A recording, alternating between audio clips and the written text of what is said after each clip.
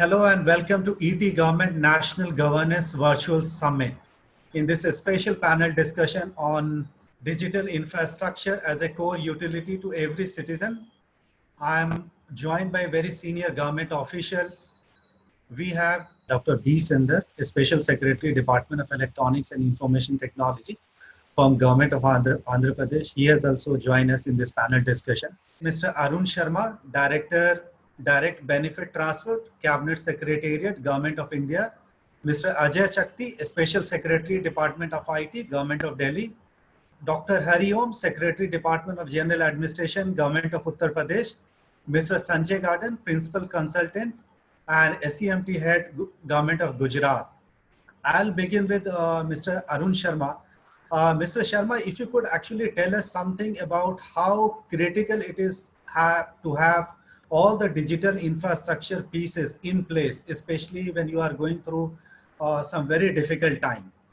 See, as I think it's now very evident that in times of this crisis that we had or still facing, the infrastructure that we started putting in place some 4 or 5 years ago, what is now come to be known as the JAM Trinity, the Jan Dhan accounts, the Aadhaar, and the mobile.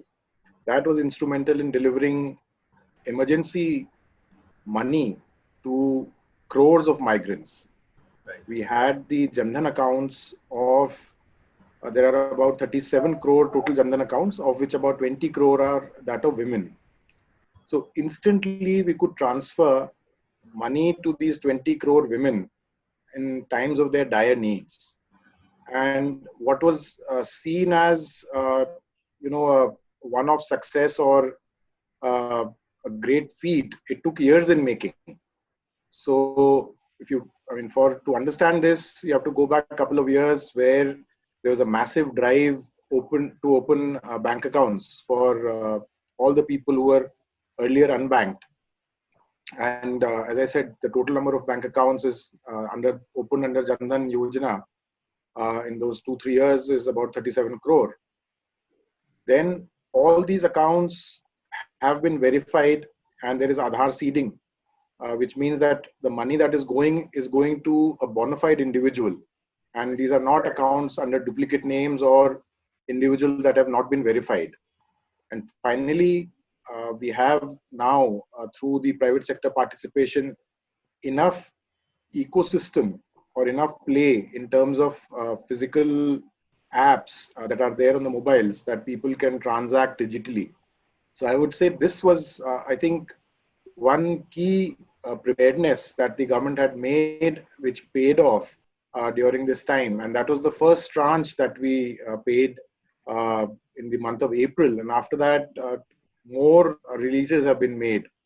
And not just to the women beneficiaries, but to migrants, to other beneficiaries of under several schemes like NREGA, under Awas Yojana.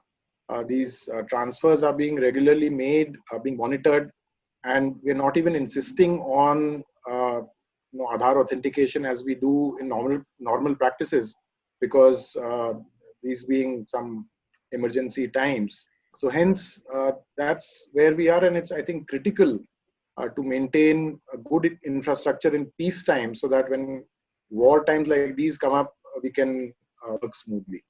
Absolutely. So I'll go to you, Dr. Sundar. Can you share with us how the digital infrastructure that government of Andhra Pradesh has put in place? In fact, the Andhra, Telangana, some of the states are known for having, hardcore IT infrastructure. How actually those infrastructure are being used in these difficult times? Thank you, Mohammed, for giving me this opportunity. Yes, we have had an interesting journey with reference to storing the basic function of storing the citizens' names and the credentials. We started with a very simple process of first putting the whole thing in our native data center. And this was in Hyderabad. And the division of AP, United AP into Andhra Pradesh and Telangana throughout a lot of challenges which made us aware how weak we were. For one thing, I should acknowledge, I don't know about other states, but we still did not have a disaster recovery site for the entire citizens' data and the other details which we hosted. That was something which we found out when we were moving our entire data from Hyderabad to Vijayawada. And here too, we made a distinction. We had a separate set of 480 odd government to citizen services in the form of the citizen will ask for his birth certificate, death certificate, caste certificates, all this information related data of the citizen was held in one particular bunch of servers. And because of our e-government journey, we also kept the same data, partial data for our B2C services. B2C services are those services which require some monetary transaction in the form of, say, payment of electricity bills and all that. We discovered somewhere in the halfway through that we have been duplicating many of the citizens' data, thereby bringing our memory size much more larger and thereby making it vulnerable for more thefts. So the first point of our defense was to optimize this. And we came up with the concept of the People's Hub. People's Hub, as we conceived it, was one set of golden records, for which access was difficult, and which could be changed only by a select set of officers, because that gave us good authenticity and thereby lesser chances for. So this is how we started with our idea of protecting the citizens' data.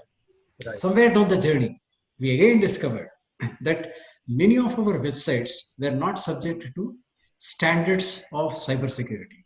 So this was our again touch point. We learned ourselves.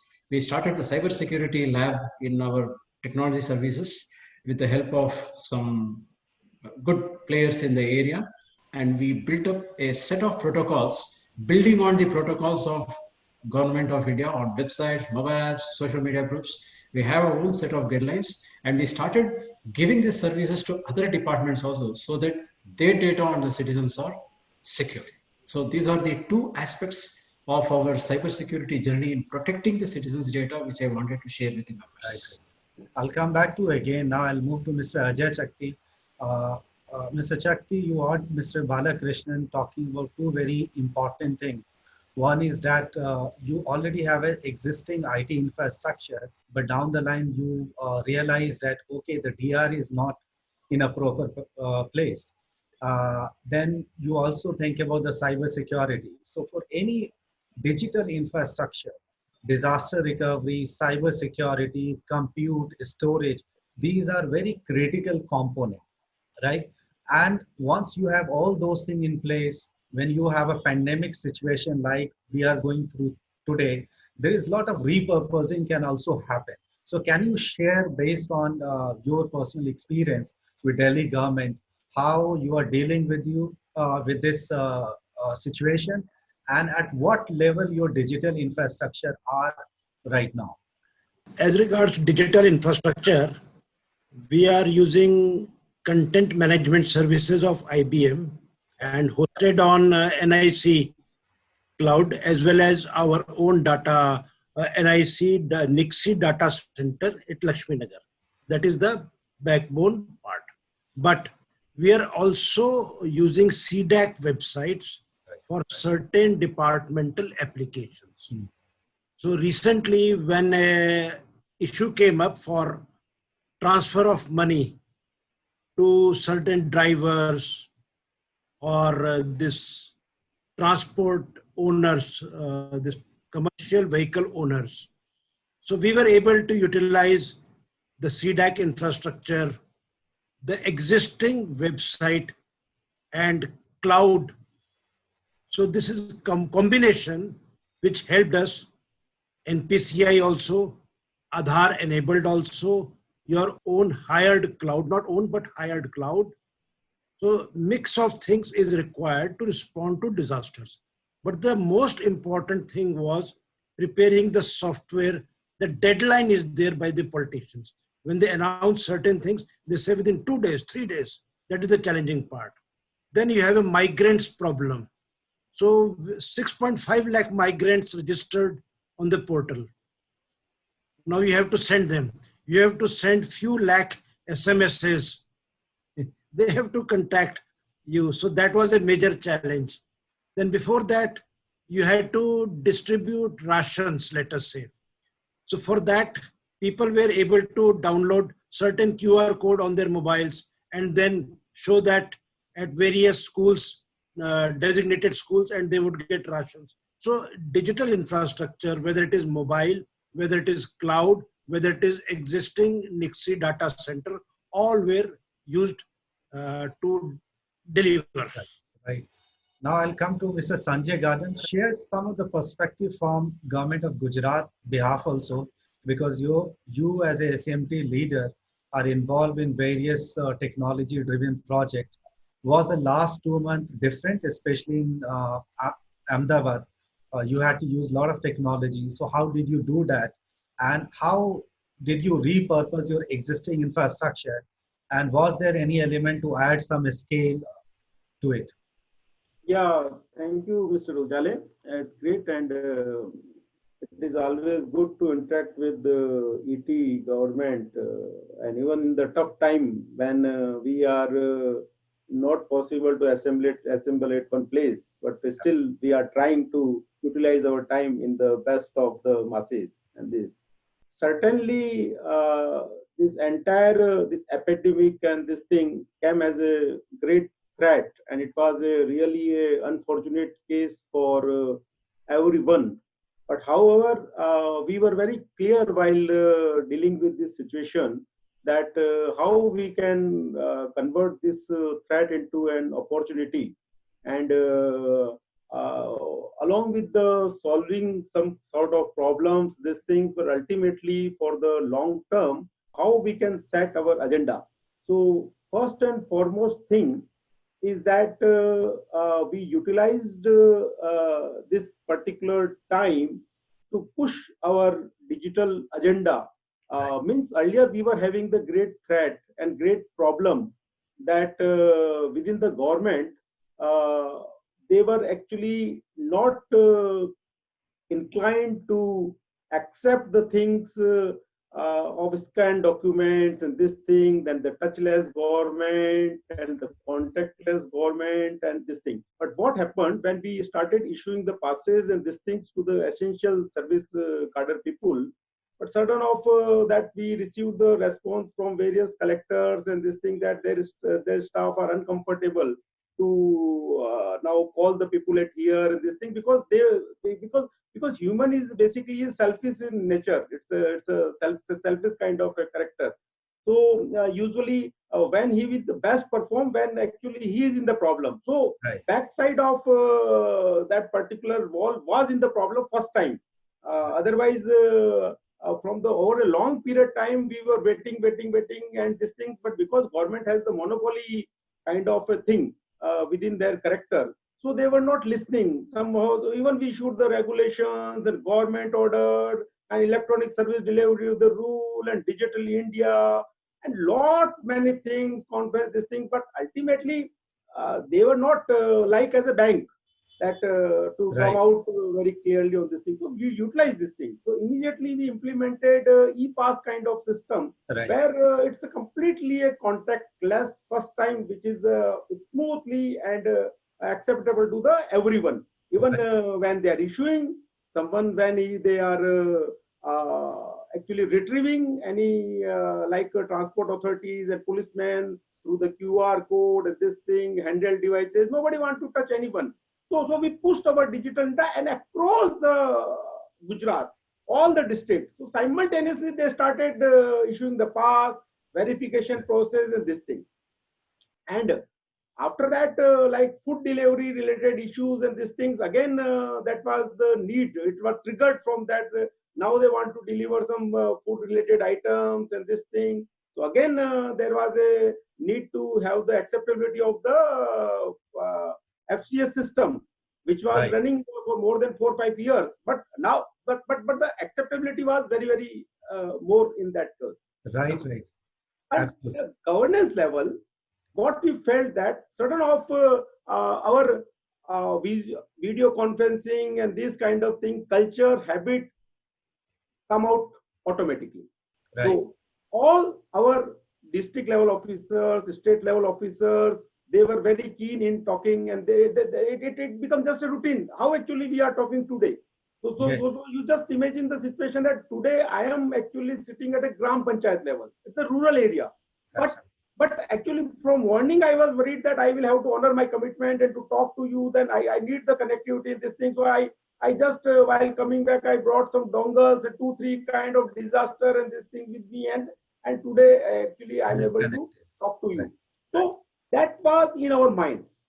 Absolutely. And over and above, as a vision and a further thing, we started writing up our certain kind of things that we will have to face for another 4 or 5 months when this complete things will be in the new normal kind of situation. So we started deliberating that online education. And we were delivering online education through BISAC channels, and these channels reaching to the most of the half households to the people, but they were still contents were is required something kind of thing. So we started now. We cannot ignore. We cannot move without the online kind of thing. Again, we require the contactless element at here. So we are pushing the online education also. Now we are trying for the agriculture side also, that how advisory can be taken place, because our agriculture workers, they don't want to go on the fields. They are saying that, sir, we will sit at the collectorate office and we will say something through the video conferencing and this kind of thing. So earlier they were reluctant. So on online education, on agriculture front, on the DBT, when Mr. Ajit and Mr. Verma told that how they use the GEM and this kind of thing. So we also distributed the complete DBT kind of subsidies and the migrant workers. Right. So it was a completely change. And one point I will say that government is like an elephant, and because of this COVID, our elephant has started dancing. So it become a very flexible, adaptable. Absolutely. In this panel discussion, we are also joined by Mr. Hari Om, who is Secretary with General Administration Department of Uttar Pradesh. Sir, I'll come to you and I'll ask you, what is your experience of using technology within your department? Because most of the speakers that we have spoken, they have shared their own knowledge as to how they are using technology in respective department. Can you share your experience also? Look, nowadays we all, be it in the public sector or the private sector, we all are using technology. And technology, if you ask for technology, which technology? I mean, maybe telephonic technology, we are using fax machine and everything. But the technology, digital technologies, we are collecting, dispensing, distributing things through digital media. Computerization, generally we talk about computerization. So we all are using computerization for our different schemes. I am secretary in the General Administration Department, and we are running some schemes. Like we are giving certain awards to the civilians for chivalry, for bravery. So we collect data from the district, and then we verify their credentials. We take different factual details from the district, verified by the district administration, and then we have a whole database of those beneficiaries. So, and we also transfer money through that database. So nowadays, every department, like our department is a small department dealing with the beneficiaries, not very high number. But in other departments, the departments are having very enormous high number of persons getting some other benefits from the government schemes. So we, in fact, started this long ago. I mean, more than a decade, when we started computerization in different schemes and different departments, starting from the district itself. Then now all the departments, all the institutions, they have computerization, they have digital data, they have a system of sending and receiving emails through computerization. They have their own software of, entering details. So like this, we are also using this digital medium of computerization. when it comes to the general administration department, it also function as a nodal department for most of the secretariat offices. In fact, for most of the officers, you deal with them as an administration level also. And during the pandemic of COVID-19, most of the government offices were closed and people were working from home. So did you do anything special during that time? Can you share some experience on that part?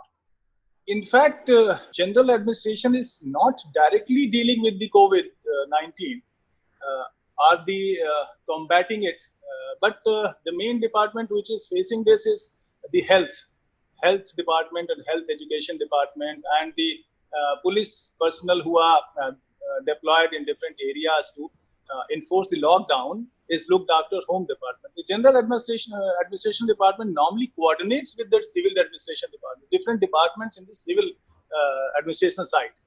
So here we didn't do anything new, but other departments did a lot of things new. I mean, they captured data. That, like you see the migrants issue, and a lot of laborers were coming from other states. So we have departments who have a communication with the other states, like the nodal officers are there to communicate with the concerned nodal officer of that state and collect data of the laborers, migrant laborers, who were about to come to our state. And after getting that database, they manage their travel from concerned state to Uttar Pradesh, different parts of the Uttar Pradesh. So that was a new thing. That database didn't exist earlier. Right. So that is a new thing. But general administration department, usually we didn't do anything new thing. We normally coordinate with several other civilian departments when it comes to, coordinate with so many other departments. Then general administration comes into the picture. Now I'll move to Mr. Arun Sharma. As Sanjay said, some very interesting thing that, this pandemic has actually brought an element of agility in decision making, and also some of the digital agenda of various government departments across India, which were pending, those are being accelerated. Do you also see, although the JAM is in itself is a highly tech savvy, project, because entire delivery is happening via bank account and most technology is involved. Do you also see some level of agility in this effort of the digital drive or digital governance was put firmly in place when this government had power in 2014. I think it's one of the strongest pillars that this governance is being driven. And yes, DBT is indeed tech-driven, a very digital platform-driven initiative. At the same time, as Mr. Sanjay said, yes, this crisis has given an opportunity that digital reforms or newer initiatives in governance that can be taken digitally are being accelerated. And when I say being accelerated, I mean that, but now we have a very clear-cut agenda. For example, there are multiple initiatives within the DBT mission, I can say, that we are trying to put together. One of the initiatives that we are taking up now is to ensure that all DBT schemes, there are currently 415 active DBT schemes. So for each of these schemes, there should be an interface which should be on the mobile. So currently, not all schemes have an interface on the mobile. That means the beneficiary cannot apply or interact if you want some data or if you want some information regarding that particular scheme. It's not available on the mobile. But we are developing mobile apps for these schemes. And there is something called Umang. Umang is an acronym for user manual for a unified. It's a unified mobile application, which has been developed by MeitY, the Ministry of Information Technology, and which is basically a super aggregator of all mobile services. It has more than 500 mobile apps. When you log in or when you download the Umang super app, when you go inside, you can see that there are multiple apps that are available. So all our DBT services would be available there. So this is one big initiative. Another initiative that we're working on is ensuring that all these 400 plus schemes have their own systems. So we've developed a generic system which can be configured for any scheme, because what we understand from a user perspective is very superficial, meaning that what you're looking at DBT is only the payout once the beneficiary receives the benefit. But what goes behind it is the real task or real challenge for governance. There are multiple approval processes that are required, data storage, there is authentication, there is workflow wherein files need to move from one place to another. And finally, when the approval comes, the money is transferred into the account and then the beneficiary can retrieve his or her funds. But the back end of it, until and unless that is completely in a digital ecosystem, these reforms will not be very conducive or very fruitful. So we are ensuring that all the DBT schemes that are there are on a digital platform. So these are some initiatives that are there, but to enable them, there have been many more concentrated efforts that have led to this delivery. We have the local government directory to uniquely identify location codes in each of these. Every area, every nook and corner of the country is now identified through an LGD code, which is the default location code in all government databases. Then there are standards on data exchanges. So all in all, to go back to your question, there are multiple digital initiatives and effort that were alighted on, that were initiated when the government came into power. And these now, after 5-6 years, have come to some fruition, but efforts being made to accelerate the ones that are more critical, so that in a couple of years, we'll see a very different way of governance. Right. Absolutely. I agree with you. Now I'll move to Mr. Sundar Balakrishnan. Digital infrastructure becoming core utility to citizen service. This will, for this to happen, you need to have a couple of, infrastructure IT pieces in place. And one of them is the accessibility, the connectivity. You need to take your connectivity to the village level. Let's say if you have a good service, you have a good content, but if you do not have connectivity up to the Gram Panchayat or village level, how will you actually take your services to there? So what is your view on ensuring connectivity and accessibility and improving, connectivity either by National Optical Fiber Network and some of the state government-owned local programs? How Andhra Pradesh is placed in that way, and your generic view on accessibility in terms of core element of digital IT infrastructure. We did give a lot of thought to this subject, and in my experience in the field, we require at least 2 MB of internet bandwidth to ensure that our government applications are running. The minimum 2 MB. You need to scan, you need to upload, you need passwords to come down, and if our e-kiosk have to dispense these services at the Gram Panchayat level, we require 2 MB. And then it was a surprise for us to find that out of the 9,500 e-kiosks which we are having, around 500 to 600 of them do not have this minimum of 2 MB.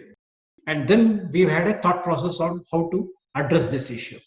Then we introduced a new product that was around 18 months back called the Digital Gram Pratinidhi, who went with a handheld tab, collected all the applications from the household, came to a point where he can securely deliver these services. And in fact, it just happened that this service almost came to be known as the service at the doorstep. Instead of the citizen coming to the e-kiosk for a service, The digital Grama Pratinidhi now toured every household, collected their requirements. Maybe it is a payment of electricity bill, maybe it is a request for a caste certificate. So came down to a point 2 or 3 kilometers outside the village where there was some connectivity, and through a dongle in a tab, he was able to deliver, or she was able to deliver, and we had piloted this project in 2 or 3 districts. This became the precursor for the more mature model called the Grama Sachivalayam product, which we are now experimenting and taken it in a full-fledged manner. And from 9,000, we have now moved to around 14,200.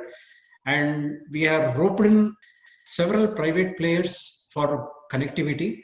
We also have the AP State Fiber Grid, where use was made of the already laid telegraph poles for optical connection. So this optical fibers we made use and saved quite a lot of money. It made a big wave when we did this AP State Fiber Grid. And to some extent, it was a success. But the reality check is that again, out of 14,600 odd centers, around 300 to 400 of them still face connectivity issues in that we are not able to have 2 MB connectivity even at certain points. This is a challenge, and we are still giving our thought processes to them. Right.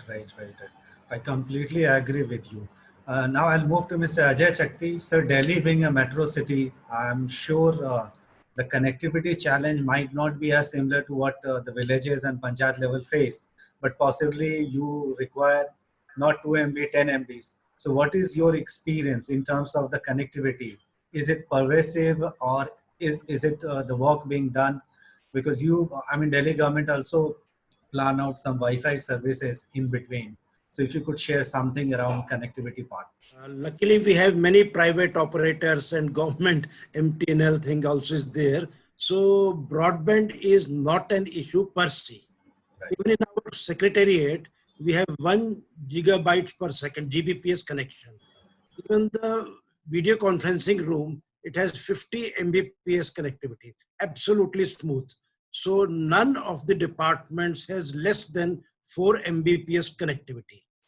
So even the people, citizens, they are not facing problems. Most are now having good broadband. Some are having optical fiber connectivity also. But the problem arises in unauthorized colonies, dense areas, high building areas where shadow zone is there, etc. So we have mobile Sahayaks. We have a doorstep delivery concept where these mobile Sahayaks go, they upload, they take the certificate, scan, upload whatever is required. So that is one way we have addressed the issue. Now to understand the status of broadband, for example, we have a population of 2 crores approximately, and our e-district applications, we have 160 services, 160. Can you imagine how many people have applied online? 35 lakh people are registered when the population is only 2 crores. 40 lakh applications were received online from citizens, and 26 lakh downloads have happened. So this shows overall that broadband is by and large not an issue. And as you have read from that Merrymakers annual report, that is Delhi plus NCR, that region, this region has a broadband penetration of around 69-70%, highest in the country. So this is not such a big issue in a metro region. I'll move to Mr. Garden. And earlier you mentioned a couple of points, those are very relevant, and Mr. Arun Sharma added to that. So I would like to understand from you that what could be 3 key elements from building a digital IT infrastructure which is resilient to pandemic. First of all, I must say that why my fellow panelist, particularly Mr. Arun Sharma, has given the guiding principles of entire technical blocks in terms of having the data, then the bank, and then the authentication framework, and this kind of thing. So again, it actually reconfirming my thought that Delhi is also thinking in the same direction which we were visualizing back, and we wanted also to win the same thing. And Mr. Ajay, about that we are not that much of lucky to have the capital in our all the villages. So you can understand that from the capital to the village level comparison, and you can understand what challenges we are facing. We have around 14,000 gram panchayats. And what Mr. Sundran mentioned about the fiber connectivity and stressed upon certain kind of thing. So to come back to your question is that how actually we should be prepared for the long term. Fortunately, we also, like Andhra Pradesh, started thinking of permanent solution, because first of all, you will have to reach to the destination. And what is destination in our democracy, or in our this white federal structure and the 3-tier of the governance, this thing, last chore is the gram panchayat hota hai. So you require the permanent solution to that kind of thing. There was a myth that yes, telcos are there, connectivity infrastructure is there, everything is smooth and these things, but we've done our survey, and this thing footprint was not available. It was good for the voice, but certainly even today for the data communication, that is not adequate to have the permanent kind of a solution. So we started laying the first priority thing, which is the connectivity right through the fiber, and that connectivity, what otherwise saying about the Mbps and this thing. So each gram panchayat, we are taking 1 Gbps direct fiber connectivity of having the 12 core fibers connecting from Gandhinagar to the each of the gram panchayat. So it's a government initiative, BharatNet initiative, and that kind of thing. So we will not be dependent upon the telcos. So that is the first thing. Now, to have the things in a better way, then definitely 3 things we want. As a permanent solution to the everything, it should run uninterrupted on any epidemic and this kind of thing. Our education should run, should not stop. Our health infrastructure should not stop, this thing. Our agriculture, which is the bread and butter for the farmers, and they are in the population. They are the something which should be respected for that kind of thing. So now there is a broad frame of the digital village kind of thing. So here we want to ensure that these 3 pillars of education, health, and agriculture should be uninterrupted. It means that now we require the online kind of everything, and so that thing. Third is the back end. So back end, we want that our officers, which Mr. Arun told that back end is must. And what is that back end? Is the file. So we want to replace that file system, and it's not easy. But now we are able to do. So that back end through the workflow and the and understanding them, what is the meaning of the e-sign without dongle, Aadhaar, and this kind of thing. So e-sign and QR code, and to just operate on the file through on desktop. So they love, because they don't want to touch the papers. They are scared, so that they are not touching the paper. So that backend in the form of simple workflow, not on a database and something. So the file should be replaced completely through the digital file. And suddenly we have seen that the file movement has been increased by 20 times over the digital files and this kind of thing. Absolutely. That actually we are trying. Correct. And lastly, we are creating the shared spaces at Sachivalaya, at the district level, at the regional level, and at the tehsil level, to bring the such kind of studios where some can go and can attend something, and it's a shared. It is not attached to some. Earlier what was happening, that our honorable, they were having good thing, then collectors, then SPs. So it become some kind of that only the special people are having that kind of thing, and then the other require the permission. So we wanted it to have the general thing, the new normal. So that is the overall picture. Yes, absolutely. Mr. Hari Om, you mentioned about the data, and especially the migrant data collecting and ensuring that the migrant flow goes smooth. So is there something special within the GADA? Did you do something? I mean, what kind of technology intervention you are using within the GAD for your internal administration?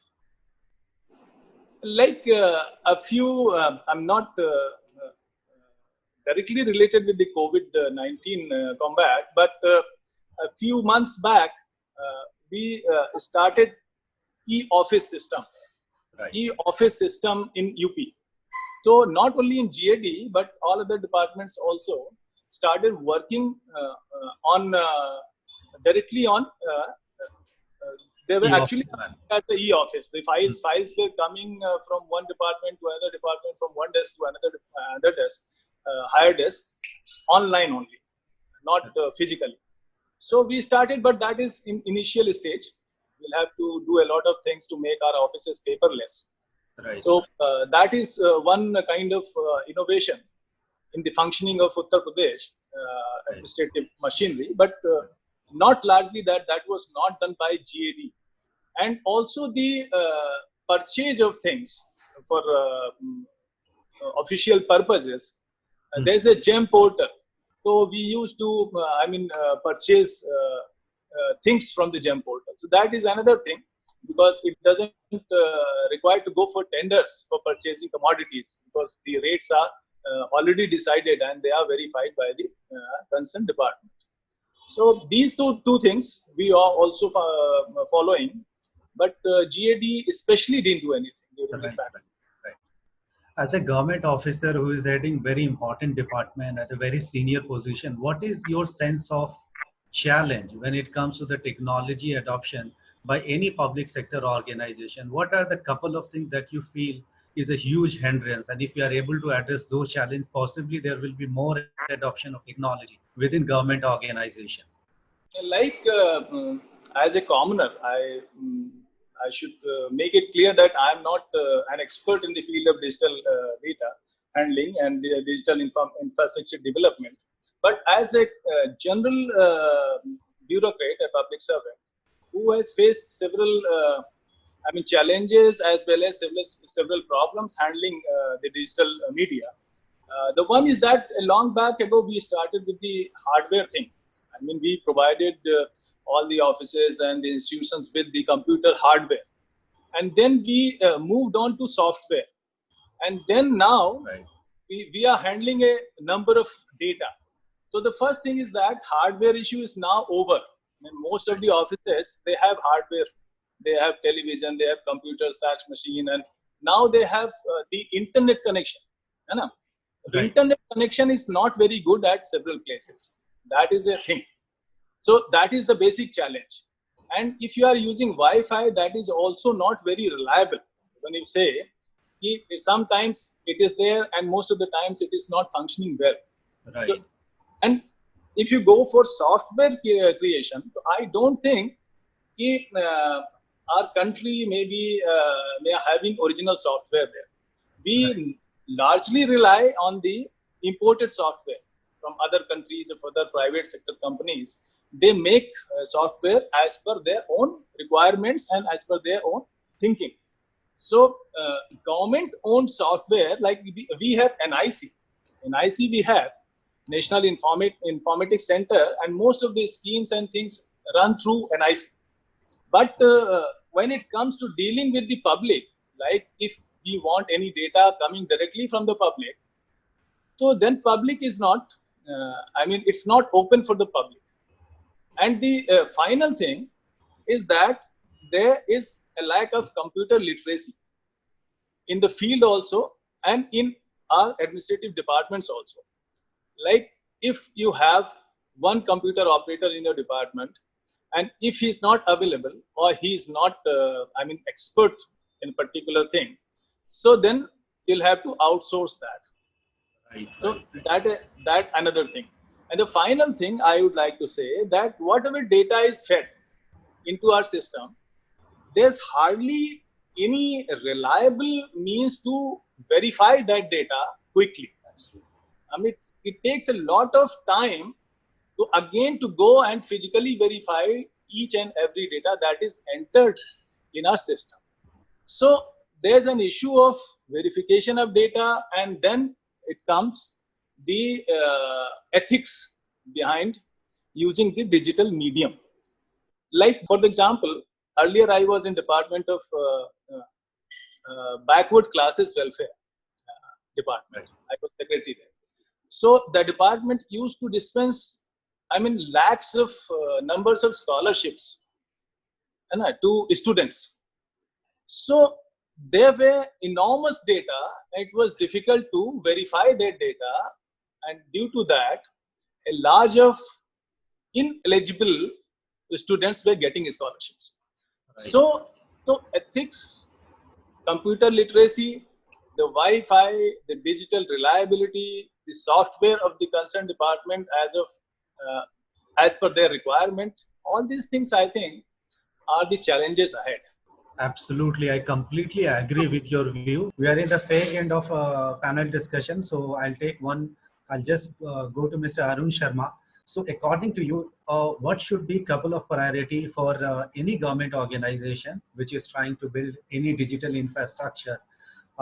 What are the key things they should focus that those infrastructure that they are building remain resilient at least down the line in 5 years, 6 years, 10 years? That's a good question, and I think that has proven to be the most pertinent one that was faced by, I think, all levels of government in this recent crisis. Now, the migrants, there was this question came up in several conversations that there is no database of migrants. Which I think is a self-defeating question. Nobody knew who the migrant is going to be, so you can't, have a database of people who are looking to transfer from one place to the other. What we've started doing now is that Ministry of Labor and Employment is putting together a directory or a database of urban laborers. These were largely urban laborers who were in the unorganized sector, who had to migrate for various reasons. And unfortunately, their data was not available in a consolidated place. There are restrictions in data sharing as per the Aadhaar Act. We cannot share data. There's a purpose limitation clause unless we cite the purpose at the time of taking the Aadhaar. So these are the restraints or constraints that we had to begin with.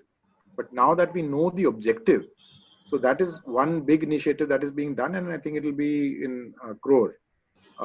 In terms of national databases, we have the largest database is that of the PDS, the Public Distribution System, where we have database of about 25 crore families. There are about 25.4 crore ration cards, totaling about 81 crore beneficiaries. Then other large databases you have of the LPG subsidy, again 25 crore individuals, and the PM Kisan database has data of about 10.2 crore farmers. So similarly, each department will now have to ensure or question what added services can it deliver in the future, and within that, to maintain a database as clean as it can be, as seeded with all kinds of information like mobile numbers, bank account details, etc. So that as and when there is some crisis that is being faced, we can reduce the time between the citizen and the government's interface, and we can get back to the citizens as quickly as possible.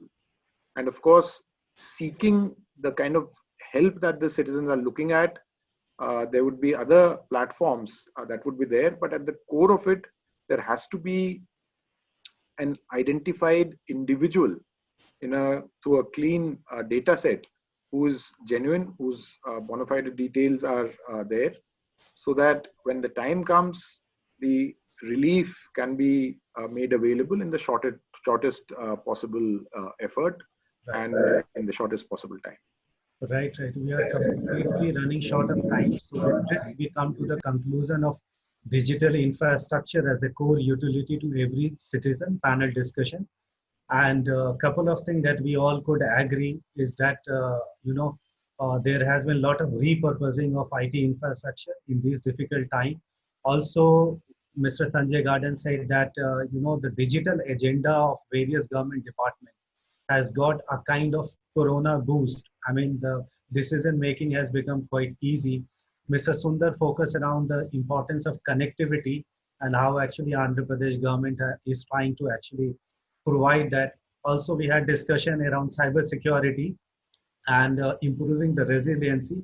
And very aptly in the last, Mr. Arun Sharma mentioned about how critical it is to have the proper data, especially about the migrant, and which we did not have, and because of that there was some delay, but government is working on that. So I thank you, all of you, for being such a wonderful panelist, sharing your insightful information around digital infrastructure and India's journey toward digital India. Thank you once again.